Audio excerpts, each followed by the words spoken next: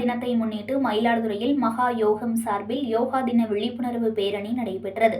இந்த பேரணியில் மாவட்ட காவல் கண்காணிப்பாளர் ஸ்டாலின் கொடியசைத்து துவக்கி வைத்து சிறுவர்கள் முதல் பெரியவர்கள் வரை பதாகைகள் ஏந்தி பேரணியாக சென்று யோகா பயிற்சி செய்தபோது 10 மாத குழந்தை யோகா செய்து காண்பித்து அசத்தினார்.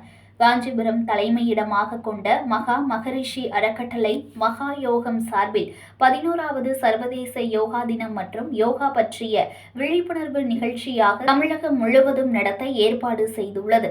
அதன் ஒரு பகுதியாக மயிலாடுதுறை மாவட்டம் மயிலாடுதுறையில் சர்வதேச யோகா தினத்தை முன்னிட்டு யோகா பற்றிய விழிப்புணர்வு பேரணி நடைபெற்றது. காவிரி நகரில் துவங்கிய பேரணியை மாவட்ட காவல் கண்காணிப்பாளர் ஸ்டாலின் தொடங்கி வைத்தார்.